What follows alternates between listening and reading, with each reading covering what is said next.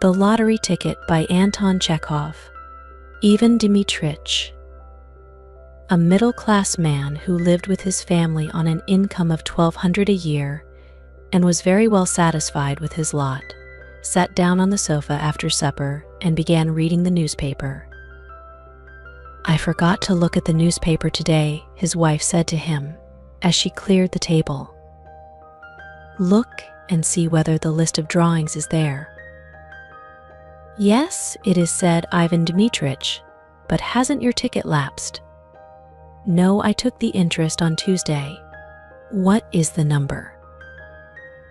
"Series 9499, number 26. "All right. We will look. 9499 and 26. Ivan Dmitrich had no faith in lottery luck and would not, as a rule, have consented to look at the lists of winning numbers. But now, as he had nothing else to do, and as the newspaper was before his eyes, he passed his finger downwards along the column of numbers.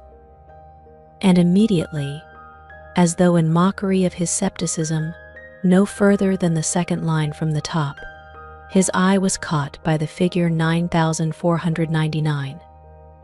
Unable to believe his eyes, he hurriedly dropped the paper on his knees without looking to see the number of the ticket, and just as though someone had given him a douche of cold water, he felt an agreeable chill in the pit of the stomach, tingling and terrible and sweet.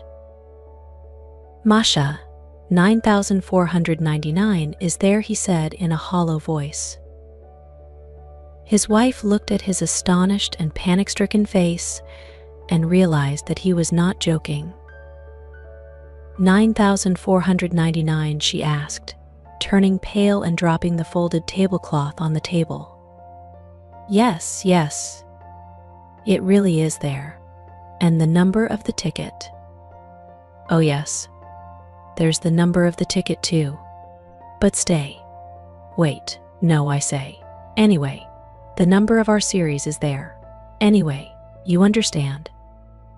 Looking at his wife, Ivan Dmitrich gave a broad, senseless smile, like a baby when a bright object is shown it. His wife smiled too. It was as pleasant to her as to him that he only mentioned the series and did not try to find out the number of the winning ticket. To torment and tantalize oneself with hopes of possible fortune is so sweet, so thrilling. "It is our series," said Ivan Dmitrich, after a long silence. "So there is a probability that we have won. It's only a probability, but there it is." "Well, now look.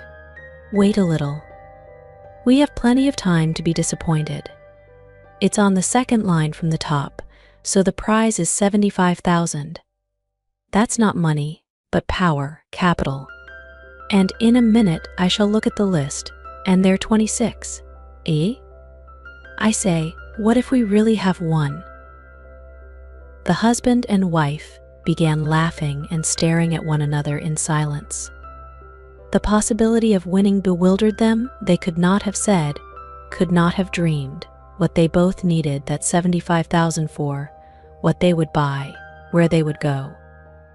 They thought only of the figures 9499 and 75,000 and pictured them in their imagination, while somehow they could not think of the happiness itself, which was so possible.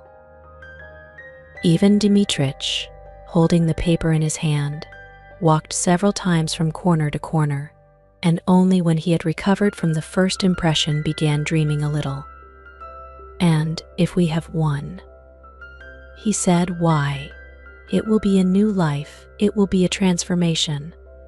The ticket is yours, but if it were mine I should, first of all, of course, spend 25,000 on real property in the shape of an estate, 10,000 on immediate expenses, new furnishing, traveling, and so on. The other 40,000 I would put in the bank and get interest on it." "Yes, an estate. That would be nice," said his wife, sitting down and dropping her hands in her lap. "Somewhere in the Tula or Oriol provinces. In the first place, we shouldn't need a summer villa, and besides, it would always bring in an income. And pictures came crowding on his imagination, each more gracious and poetical than the last. And in all these pictures he saw himself well-fed, serene, healthy, felt warm, even hot. Here, after eating a summer soup, cold as ice, he lay on his back on the burning sand close to a stream or in the garden under a lime tree.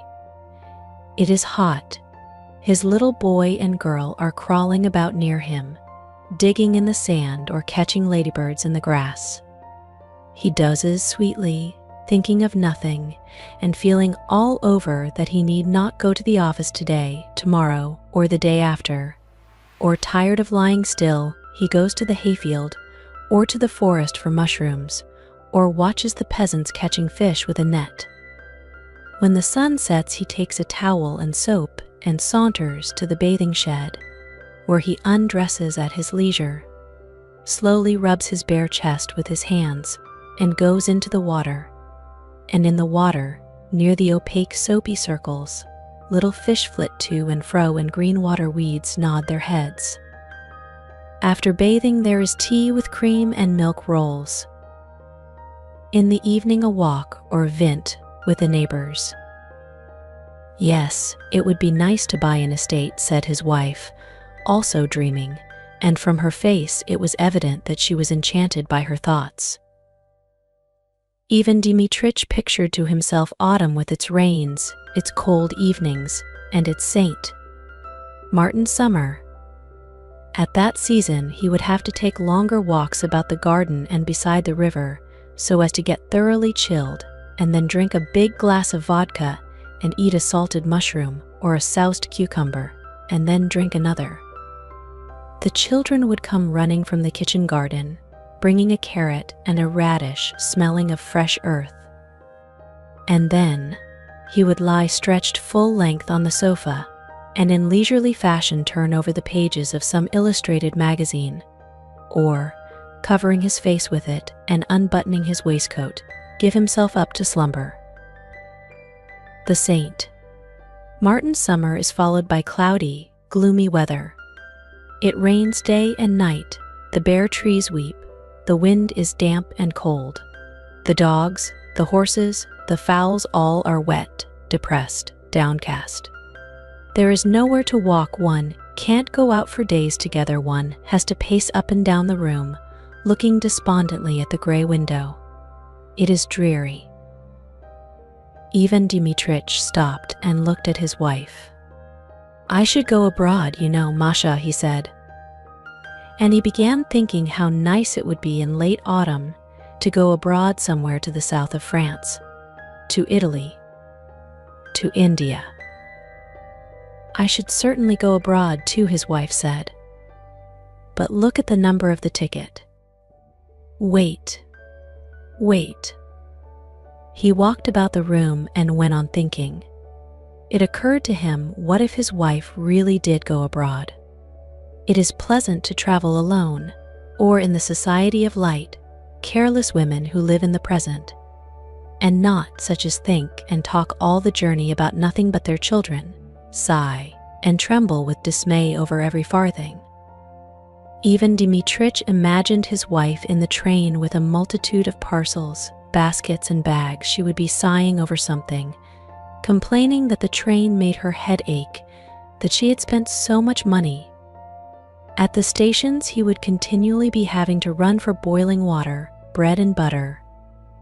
She wouldn't have dinner because of its being too dear.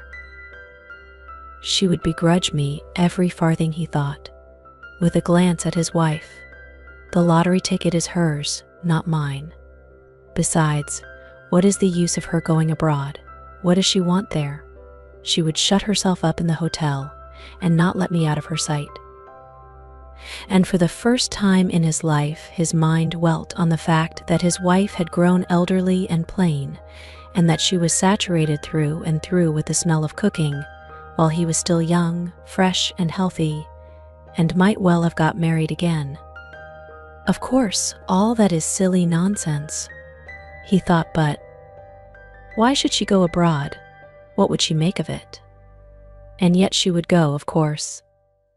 I can fancy. In reality, it is all one to her, whether it is Naples or Klin. She would only be in my way. I should be dependent upon her. I can fancy how, like a regular woman, she will lock the money up as soon as she gets it. She will look after her relations and grudge me every farthing. Ivan Dmitrich thought of her relations. All those wretched brothers and sisters and aunts and uncles would come crawling about as soon as they heard of the winning ticket, would begin whining like beggars, and fawning upon them with oily, hypocritical smiles. Wretched, detestable people.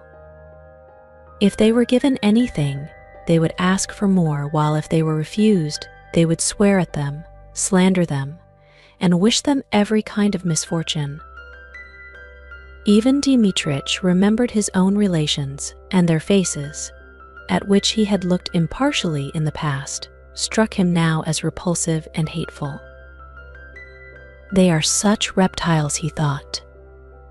And his wife's face, too, struck him as repulsive and hateful. Anger surged up in his heart against her, and he thought malignantly. She knows nothing about money, and so she is stingy. If she won it, she would give me 100 rubles and put the rest away under lock and key. And he looked at his wife, not with a smile now, but with hatred. She glanced at him too, and also with hatred and anger. She had her own daydreams, her own plans, her own reflections. She understood perfectly well what her husband's dreams were. She knew who would be the first to try to grab her winnings. It's very nice making daydreams at other people's expense, is what her eyes expressed. No, don't you dare. Her husband understood her look. Hatred began stirring again in his breast, and in order to annoy his wife, he glanced quickly, to spite her, at the 4th page on the newspaper, and read out triumphantly, Series 9499, number 46, not 26. Hatred and hope both disappeared at once, and it began immediately to seem to Ivan Dmitrich and his wife that their rooms were dark and small and low-pitched, that the supper they had been eating was not doing them good, but lying heavy on their stomachs, that the evenings were long and wearisome. What the devil's the meaning of it, said Ivan Dmitrich, beginning to be ill-humored. Wherever one steps there are bits of paper under one's feet, crumbs, husks. The rooms are never swept. One is simply forced to go out. Damnation take my soul entirely. I shall go and hang myself on the first aspen tree,